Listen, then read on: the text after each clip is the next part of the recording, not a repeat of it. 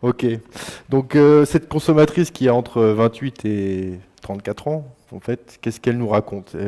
Fondamentalement, elle remet un peu le marketing et les actions face à leur ADN quant à leur mission. Elle demande plus de connaissances au sens individu et beaucoup moins consommatrice et insight.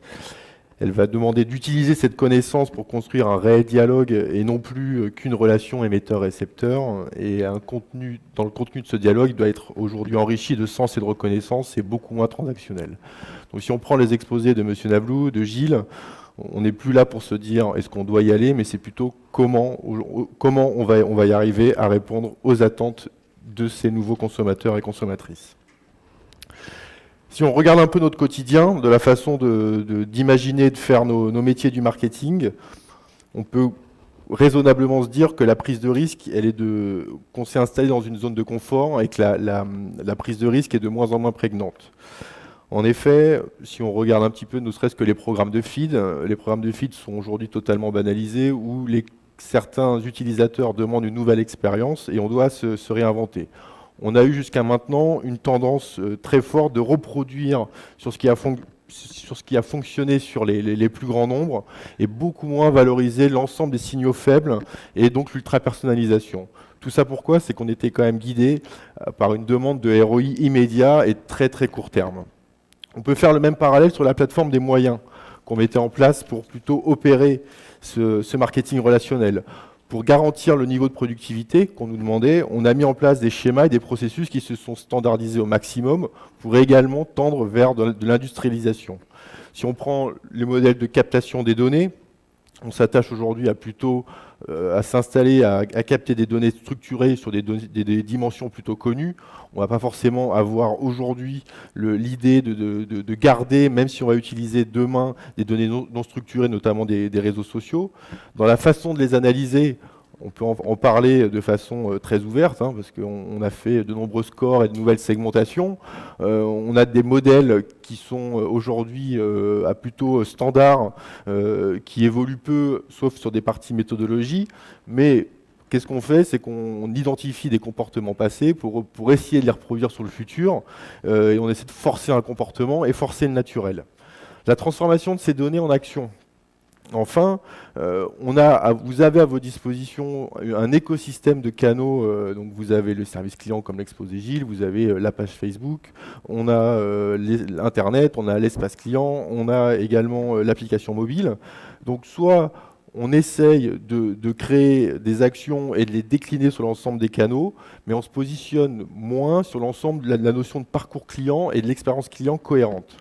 Les indicateurs de mesure, on nous demande d'un côté du ROI, de l'autre côté on nous demande de proposer des expériences, mais si on regarde un petit peu la tour de contrôle qu'on regarde, toutes choses égales par ailleurs, on va plutôt regarder les indicateurs très business, ce qui est normal, on est là quand même pour créer du business, et on va pas forcément favoriser dans le suivi des dispositifs le feedback client et la voix du client.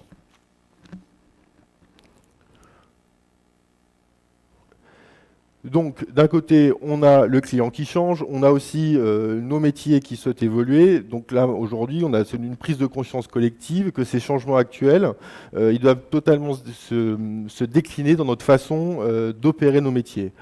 Vu notre fenêtre, ça nous semble aussi aujourd'hui urgent, en tout cas de se réinventer et de revoir la chaîne de valeur de la réflexion marketing. Pour toujours répondre à nos objectifs business d'acquisition, de développement et fidélisation, mais surtout de répondre aux attentes et aux besoins relationnels de nos clients vis-à-vis de leur écosystème de consommation.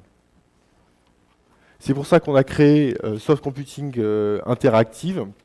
Déjà, en termes d'interactif, oui, on veut se positionner sur le digital, mais la notion d'interactif pour nous, c'est l'intégration du parcours client, de l'expérience client, et créer ces fameuses interactions auprès de vos prospects, de vos clients, de vos ambassadeurs, et que ces interactions soient créateurs de valeur sur l'ensemble des points de contact. En termes de déclinaison, on vous propose aujourd'hui un continuum de services sur l'aspect création, l'imagination, sur l'aspect également des opérations. Malgré tout, on reste aujourd'hui un peu structuré autour des enjeux business qui sont l'activation, le développement et la feed, où la plateforme des moyens qu'on mettra à disposition sera en adéquation avec ces enjeux. Les fondements de cette promesse, ils tournent autour de 4 grands points. C'est l'innovation, la rentabilité, l'engagement et le légal. L'innovation, comme je vous ai exposé tout à l'heure, c'est de travailler sur les parcours et l'expérience client et surtout l'intégration et identifier l'apport du digital sur ces différents items. La rentabilité, clair, on va rester focus sur les indicateurs de performance quantitatifs, donc soit développement du chiffre d'affaires, soit l'optimisation des coûts.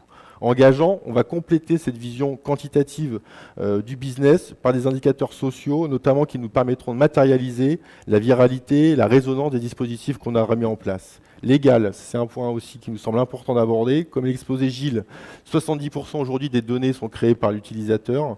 Donc dans nos dispositifs qu'on va mettre en place pour le compte auprès des consommateurs, des clients, des prospects, des ambassadeurs, il va falloir en tout cas mettre en place des effets ou minimiser les effets intrusifs qu'on va pouvoir donner au niveau des clients, les effets anxiogènes dans l'utilisation de ces données, les données personnelles des individus, donc créer un vrai pacte d'utilisation des données et un vrai pacte relationnel.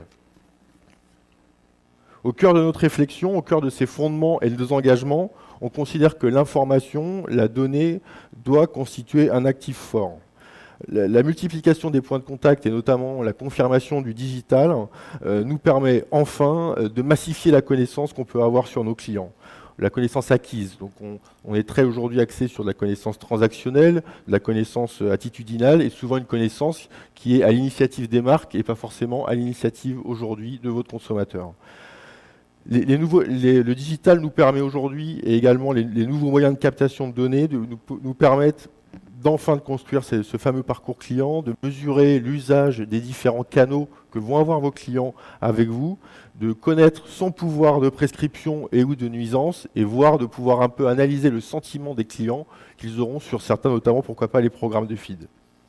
Cette connaissance doit être totalement intégrée, totalement temps réel, pour qu'elle soit intégrée sur les différents points de contact qui constituent aujourd'hui la pierre angulaire de l'ultra-personnalisation et du dialogue. Donc Soft Interactive, donc opérationnellement, c'est 7 compétences clés qui sont réunies sous le même toit. Donc des compétences analytiques, on va avoir des compétences créatives, des compétences opérations, des compétences stratégiques et technologies.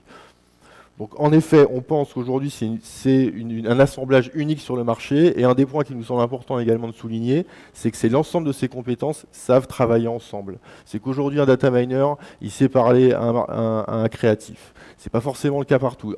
Quelqu'un qui développe cette technologie aujourd'hui saura aussi comprendre les enjeux et les problématiques réciproques du métier. Et c'est ça aujourd'hui qui nous semble pertinent. C'est oui, un assemblage de compétences qui savent travailler ensemble et qui seront vraiment créateurs de valeur et tous dans le même bateau pour faire adhérer au projet. Concrètement, maintenant ces opérations, c'est donc à ce positionnement, est-ce qu'il est vraiment créateur de valeur? Donc on a tenté aujourd'hui de vous faire part de certains retours d'expérience qu'on a structurés autour de nos 3 grandes offres business que sont l'acquisition, le développement et la fidélisation. Aujourd'hui, l'acquisition, la problématique qu'on veut vous faire partager, c'est on était sur un client qui avait alors étonnamment, une zone d'accessibilité à la marque qui s'est réduite, ou qui s'est essentiellement portée sur le digital et beaucoup moins sur un réseau physique. Et on avait aussi une offre qui est assez peu compatible avec la marque. Pour rien vous cacher, c'était une mutuelle étudiante, donc qui doit proposer ses services auprès d'étudiants qui sont peu forcément appétents à ce type de business. Sur l'aspect développement, les problématiques sur lesquelles on était soumis, c'est de passer d'une culture produit à une culture client, donc notamment univers de besoins, et surtout les érosions d'un plan de contact marketing direct plutôt traditionnel. Sur l'aspect fidélisation, donc là on est rentré clairement sur l'aspect programme de feed, où il y avait une banalisation, et c'était de remettre le programme de feed au cœur de la réflexion et au cœur de l'expérience omnicanal. Sur l'aspect acquisition, on a structuré les cas en 3 grands points, c'est l'aspect connaissance, la définition des actions et la plateforme opérationnelle. Pour maximiser la connaissance, on a pris le parti avec notre client de changer un peu de posture et de faire évoluer notre façon d'acquérir de la connaissance sur ce qu'attendent les clients finaux par rapport à son business. Donc on n'est pas forcément, nous ne sommes pas allés interroger le client pour connaître les attentes et les usages. on est allé se positionner là où se trouve le client. Et là où se trouvaient forcément ces clients qui étaient une cible peu ou prou de la même cible que les... je n'ai plus la marque en tête, en tout cas des 15-25 ans. Comme quoi la mémorisation, je ne l'ai pas encore, mais je suis un homme, donc c'est pour ça. Ok, merci. Donc c'était de se dire, on est allé là où se trouvent les clients, donc sur l'aspect notamment tout ce qui était la logosphère. Et on a pu identifier quelles étaient un peu les attentes et les usages et qu'est-ce qui était plus plébiscité par rapport à ce type de business. Ce qu'on a pu définir, c'est une nouvelle promesse où on est passé d'un discours totalement produit à un discours beaucoup plus accompagnement par rapport à des problématiques qui étaient chères à cette cible-là, qui étaient de la prévoyance notamment, qui étaient de l'aide pour ses études et qui attendaient d'un organisme comme une mutuelle étudiante, d'un vrai accompagnement et d'une vraie aide dans son choix. Ce qu'on s'est rendu compte aussi dans cet écosystème un petit peu étudiant, c'est qu'il y avait des vrais influenceurs et des vrais suiveurs. Donc on a capitalisé, on a agi, on a essayé d'identifier ces fameux influenceurs dans la communauté pour justement agir sur eux pour qu'ils deviennent prescripteurs. En termes de moyens d'action, on s'est concentré sur l'écosystème aujourd'hui, à la fois sur le parcours client, sur de digitaliser en tout cas le plus rapidement l'expérience. Donc on a notamment dans les différents points de contact physiques commencé à mettre des bornes interactives pour débuter justement ce digital.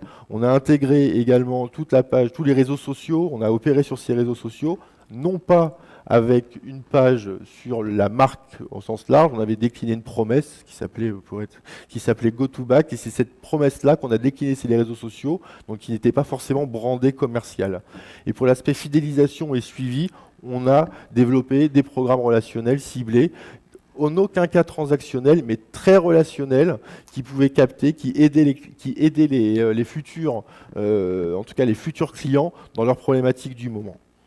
En termes de retour business, au bout aujourd'hui d'environ 2-3 ans de ce programme, on a réussi à augmenter l'assiette de nouveaux clients sur ce marché-là à peu près de 20%. Cette approche également a permis de maximiser le taux de renouvellement un an après, donc leur taux de fidélité, et surtout sur l'aspect Net Promoter Score et recommandations, on a augmenté aujourd'hui de 10 points, ce qui est, par rapport à ce business-là de la marque, était un joli résultat. Sur le développement, donc je vous rappelle un petit peu la problématique. Donc on est sur une organisation qui était très orientée produit, qui souhaite se positionner sur l'aspect client en captant les univers, en tout cas se positionnant sur les univers de besoins. Un plan marketing, un plan commercial qui est clairement en érosion, donc les taux de rendement en tout cas s'effondrent petit à petit ou se paupérisent au fur et à mesure du temps. Donc l'enjeu pour nous, c'était deux points sur l'aspect connaissance. Comment on a essayé de tenter de répondre à cette problématique-là. On a utilisé les moyens qu'on le considère un petit peu traditionnels, où on a fait des segmentations clients pour avoir un vrai pilotage par la valeur. On a intégré dans cette segmentation et dans cette connaissance l'usage des différents canaux et surtout ses attentes au gré de ces différents canaux. Ça a été un vrai sujet, c'est de se dire aujourd'hui, quand je suis en recherche d'informations, quel canal aujourd'hui je vais utiliser. Quand je vais être en acte de vente, quel canal également je vais utiliser. Est-ce que je vais être monocanal, multicanal. Donc surtout son parcours client. Dans la définition du dispositif, le parti pris qu'on a eu, c'est transformer cette connaissance en événement. Donc rentrer sur l'aspect de la vraie gestion événementielle du client, basée non pas sur du déclaratif, mais sur du comportement, et notamment qu'il va avoir sur les canaux digitaux. Donc pour être très concret, c'est j'envoie différents emailing où il se connecte à son espace client, je vais traquer le moindre usage, le moindre clic sur quelles que soient les bannières, quels que soient les mots pour récolter de l'information. Donc dans ce cadre-là, le digital est un réel moyen de qualification du client et derrière un moyen d'action. Pourquoi faire ? Au final, pour justement rentrer dans une logique non pas de politique sortante, mais plutôt de ce qu'on appelle l'inbound marketing. Donc c'est le rebond sur le contact entrant et sur l'ensemble également des canaux. Ce qui nous a permis en termes d'action de pouvoir générer aujourd'hui, de pouvoir tracer, de pouvoir monitorer l'ensemble des actions utilisateurs, de pouvoir également pousser ces informations sur les différents centres de contact et les centres de relations clients notamment, donc qu'ils soient physiques ou également digital, et ça en temps réel. En termes de KPIs, donc il y en avait plusieurs, mais on a essayé de retenir les plus prépondérants. C'est en termes de performance de dispositifs sortants, c'est que ces dispositifs d'inbound qualitatifs ont permis d'augmenter entre 3, les résultats ont été multipliés par 3 ou par 5 par rapport à un dispositif traditionnel. Et un deuxième point qui nous paraissait pertinent d'aborder, c'est la notion d'indicateur de repos, donc Research Online Process Offline, qui représentait pour le business de ce client-là environ 15%. Sur l'aspect feed, aujourd'hui, donc les constats, donc on est plutôt sur une enseigne de prêt-à-porter, donc sur un marché très mature, très concurrentiel, où également la part de programmes de fidélité est très importante en termes de part de portefeuille, une banalisation de ces programmes-là. Donc, les constats, c'était un moindre usage du programme et surtout des clients qui étaient plus du tout proches de ce programme et qui réclamaient fondamentalement que l'expérience qu'on avait en magasin soit également, en tout cas, déclinée sur les expériences via le programme. Pour essayer de maximiser cette connaissance, ce qu'on a plutôt fait, en plus des moyens traditionnels, encore une fois, de segmentation de comportement et de valeur sur l'analyse ticket de caisse, on est allé regarder également, encore une fois, sur l'aspect social et notamment la page Facebook de notre client, sur les sentiments, sur qu'est-ce que les clients plébiscitaient en termes de contenu de programme. En termes de déclinaison opérationnelle, quels ont été un peu les grands enseignements? Ça a été de revoir le contenu et les mécanismes du programme, donc revoir un petit peu les systèmes de paliers, vous faire un véritable club d'ambassadeurs, d'identifier des vrais ambassadeurs dans ce programme-là, de revoir les mécaniques et également de proposer, en plus du contenu transactionnel qui est somme toute encore énormément plébiscité par les différents clients, d'avoir un vrai contenu orienté service et ce service-là décliné sur, encore une fois, l'ensemble des points de contact. Et donc de positionner ce programme repositionner ce programme comme un actif fort, et de le décliner sur l'ensemble de son parcours, qu'il soit physique ou en magasin. En termes d'action, ça a été clairement ça l'enjeu, c'est que ce programme-là avoir une vraie déclinaison sur l'omnicanal. En termes de retour sur investissement, ce qu'on a pu, en tout cas, obtenir, c'est on a réussi à rendre les clients multicanal aujourd'hui, donc à augmenter le nombre de clients qui étaient à la fois traditionnels, donc sur le canal retail, mais également le canal web, et surtout d'avoir une notion d'engagement, donc d'avoir une augmentation d'un côté du nombre de prescripteurs de la marque, mais également une activité très importante sur ces réseaux sociaux. Le dénominateur commun aujourd'hui de ces cas, de cette offre, on peut la synthétiser en 2 points. C'est que, vu notre constat et notre ambition, c'est d'intégrer justement le digital dans la réflexion et dans les actions, mais pas forcément comme un canal à part entière, mais dans une vraie approche multicanal et synchronisée, et être piloté, que nos dispositifs soient plutôt pilotés par la voix du client et plus seulement pilotés par la voix de la marque. Je vous remercie beaucoup.